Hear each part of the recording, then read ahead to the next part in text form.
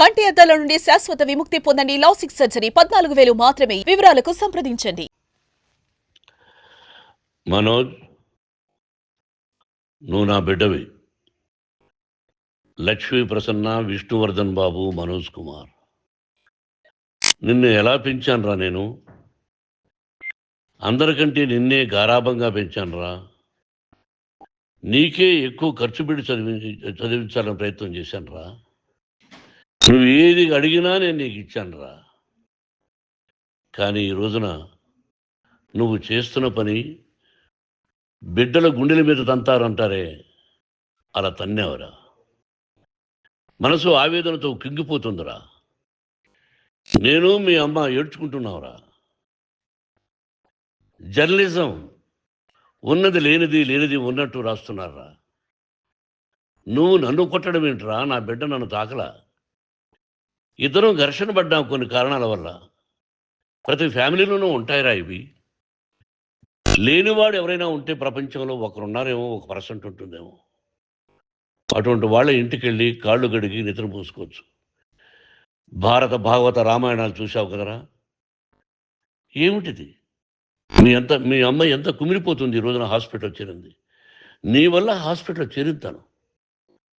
చూడు మనోజ్, నీకన్నీ ఇచ్చిన ఈ రోజున నువ్వు నా గుండెల మీద తనడమే కాకుండా అపకీర్తి తీసుకొచ్చావు. ఏదేదో రాశావు, ఏదేదో చెప్తున్నావు. కొంతమంది జర్నలిస్టులు ఉన్నది లేనిది, లేనిది ఉన్నట్టు రాసేవాళ్ళ తత్వం వాళ్ళకి. ఎందుకంటే టీఆర్పీ పెరగాలి. ఇది వాళ్ళ నైజం. మనం మార్చలేము. వాళ్ళందరి మీద మన కోర్టుకు వెళ్ళలేము. వక్ స్వాతంత్రం అంటారు, ప్రజాస్వామ్యం అంటారు. ప్రజాస్వామ్యంలో కూడా కొన్ని హద్దులు ఉన్నాయి. ఇది నీకు తెలుసు అనుకున్నా. ఎంత మంచి నటుడివి నువ్వు. నీ భార్య మాటలు విని తాగుడుకు అలవాటు పడిపోయావు. వింటున్నావా మనోజ్? ఎవరిని నమ్మాలో ఎవరిని నమ్మకూడదో పరిస్థితి తీసుకొచ్చావు. విద్యాలయాలు ఎంత గొప్పవిరా. మనం 25% కులమతాలకు అతీతంగా ఫ్రీ ఎడ్యుకేషన్ ఇస్తున్నాంరా. క్యాస్ట్ అనేది తీసేశాను రా 92లో ప్రాస్పెక్ట్స్లో. నువ్వు చదువుకున్నావురా. అక్కడ చదువుకున్న బిడ్డలు IAS, IPS అయ్యారా. ఎంతోమంది గొప్పవాళ్ళు అయ్యారా. నువ్వు నటుడుగా ఎంతో గొప్పవాడివి. తాగుడికి అలవాడబడి నువ్వు నీ భార్య ఇంట్లో బిహేవ్ చేస్తున్న విధానం ఆ భగవంతుడు సర్వేశ్వరుడు తెలుసు.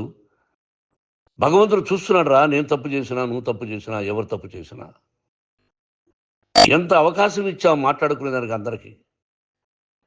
ఇన్ని సంవత్సరాల్లో మన విద్యాలయాల్లో ఒక్క తల్లి కానీ ఒక తండ్రి కానీ ఏమైనా చెప్పారా?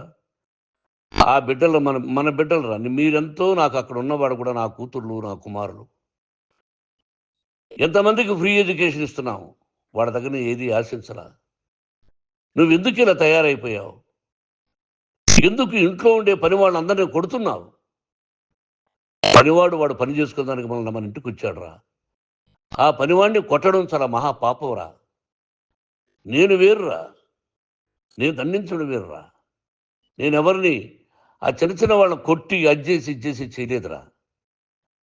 సినిమా ఇండస్ట్రీలో మోహన్ బాబు కొడతాడు, తిడతాడు అంటే అది షూటింగ్లో జరిగి ఉండొచ్చేమో. కానీ ఇంట్లో ఉండి 10 సంవత్సరాల నుంచి 20 సంవత్సరాల నుంచి పనివాళ్ళు ఉన్నారు. నేను ఇంట్లో లేని సమయంలో వాళ్ళందరినీ కొట్టి వాళ్ళ ఫోన్ లాక్కొని ఒకడైతే చచ్చిపోవాలి.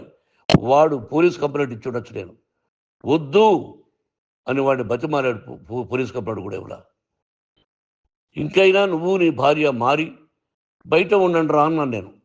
లేదు డాడీ, తప్పు చేయలేని ఒకసారి వచ్చావు, మళ్ళీ తప్పు చేశావు, మళ్ళీ వెళ్ళావు, మళ్ళీ ఈసారి తప్పు చేయనన్నావు. ఏమండి వీడు తప్పు చేయడం అని మీ అమ్మ చెప్పింది. ఇంట్లో పెట్టుకున్నా. మళ్ళీ నువ్వు చేస్తున్నది, ప్రతిరోజు నువ్వు తాగుతున్న విధానం నీకే తెలుసు. ఇది ప్రజలు నమ్ముతారా లేదా అనవసరం నాకు. నేను నీకు చెప్తున్నా, ఇంతటితో పులి స్టాప్ పెట్టాలి.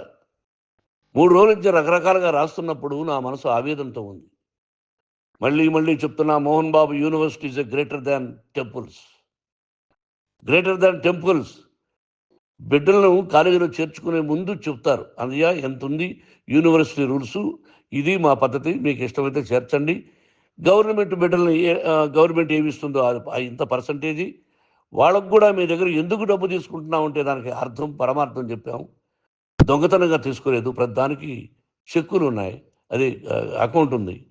దానిలో తప్పులు జరిగితే డిపార్ట్మెంట్ ఉంది, కాలేజీలో ఏదైనా తప్పు జరిగితే గవర్నమెంట్ ఉంది. ఇవన్నీ నీకు తెలుసు. ఈ రోజున ప్రపంచంలో నేను నెంబర్ 1గా చేయాలని మీ అన్న కష్టపడి ఇతర దేశాల్లో నెంబర్ 1 యూనివర్సిటీ టైఅప్ చేశాడు. ఈ రోజు నువ్వు చేసిన విధానం ఏమిటి? నువ్వే ఒకప్పుడు నాకు ఇవి ఏమొద్దు నేను యాక్టింగ్ అన్నావు, ఈ రోజున ఏం చేస్తున్నావు? విద్యాలయాల మీద పడ్డావు. తల్లిదండ్రులు చాలా గొప్పవాళ్ళరా. కొంతమందికి డబ్బు కట్టలేకపోవచ్చు, కట్టని వాళ్ళకు కొంత సహాయం చేసాం, అంతా సహాయం చేయలేము.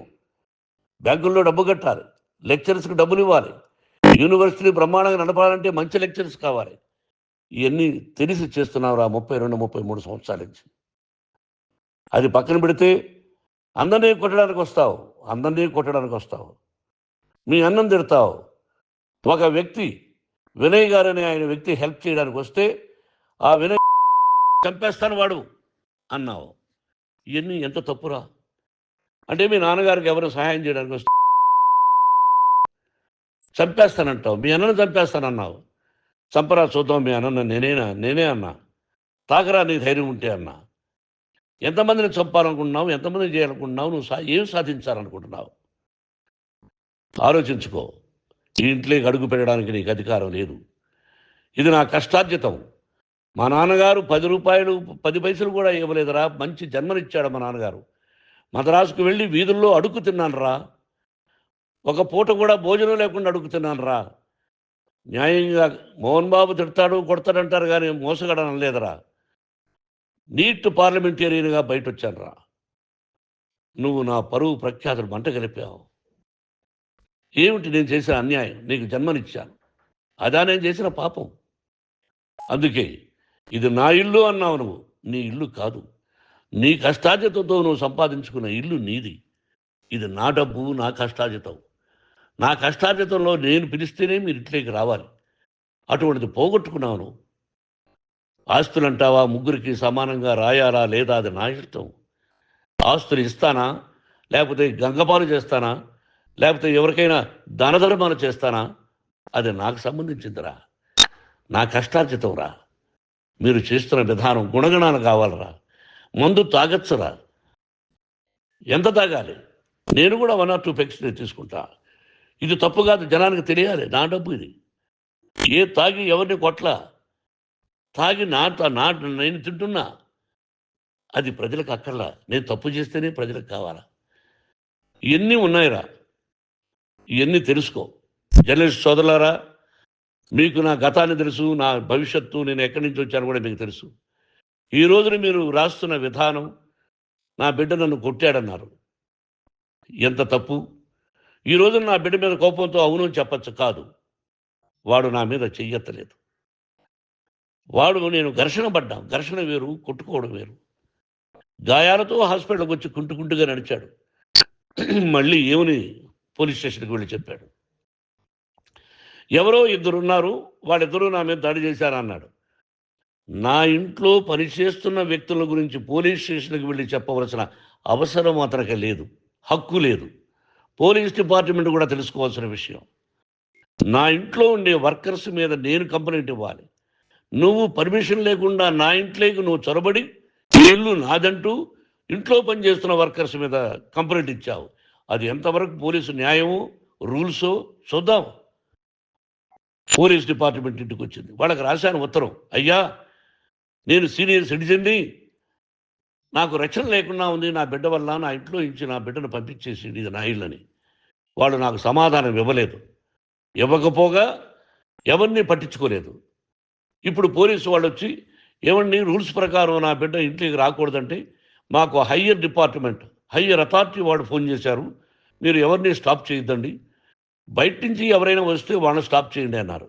2 రోజుల నుంచి 10 మంది 20 మంది వస్తున్నారు. వాళ్ళు అలా చూస్తూ నిలబడ్డారు, వాళ్ళు ఫోటోలు తీసుకున్నారు, వాళ్ళ మీద మళ్ళీ వదిలేస్తున్నారు. ఎవరిని నిందించాలి? But I give respect to the police department. వాళ్ళకి ఎవరు ఏ అధికారి ఫోన్ చేశాడో, ఆ అధికారికి ఏ పొలిటీషియన్ చేశాడో, అది వాళ్ళకే వదిలేస్తున్నా. కాబట్టి వాళ్ళు పోలీస్ కంప్లైంట్ ఇచ్చినా కూడా మేము సంబంధం లేదని అంటున్నారు. కాబట్టి నేను నా బిడ్డను నిన్ను నాపు చేస్తున్నా. నువ్వు ఇంట్లోకి వచ్చే అధికారం నీకు లేదు. నువ్వు వచ్చి నీ బిడ్డను తీసుకెళ్ళు. సంతోషం, నువ్వు రాలేదు, నీ బిడ్డను జాగ్రత్తగానే చూసుకుంటావు. Take care your daughter, that's all. మీ అమ్మ హాస్పిటల్లో అడ్మిట్ అయింది. రేపో ఎల్లుండో మీ అమ్మను పిలిపించి బాగైన తర్వాత ఇదిగో నువ్వు నీ కొడుకు బిడ్డను తీసుకెళ్ళి వాడికి అప్పచెప్పని చెప్తాను పోలీసు వాళ్ళ ఆధ్వర్యంలో. ఇది 100% జర్నలిస్టు సోదరులారా, పులి స్టాప్ పెట్టండి. మీకు కుటుంబాలు ఉన్నాయి, మీ యజమానులకు కుటుంబాలు ఉన్నాయి. మీ కుటుంబాల విషయాలు, మీ యజమానుల కుటుంబాల విషయాలు మేము ఎవరు జోక్యం కలుగు చేసుకోరా. మేము నటీనటులం. మాది తప్పుంటే నటుడుగా నన్ను ఫెయిల్యూర్ అని రాయండి, నా నటన బాగలేకపోతే రాయండి. బట్ ఇంటి లోపల సందులో నుంచి చూస్తూ తప్పు చేస్తున్నామని ఉన్నది లేనిది ఉన్నట్టు రాయకండి. మీకు నా హృదయపూర్వక నమస్కారాలు. ఇన్ని రోజులు హృదయపూర్వకంగా ఎంకరేజ్మెంట్ చేశారు. ఆ ఎంకరేజ్మెంట్కు నమస్కారం చేసుకుంటూ I love you all. I love you police department. మీరు న్యాయంగా ధర్మంగా నడుచుకోండి, ఎవరికి తొత్తుల్లాగా ఉండొద్దండి అని మనవి చేసుకుంటూ నేను సెలవు తీసుకుంటాను. Thank you very much for all the journalist. ఇక్కడ పులి స్టాప్ పెట్టండి. Thank you very much.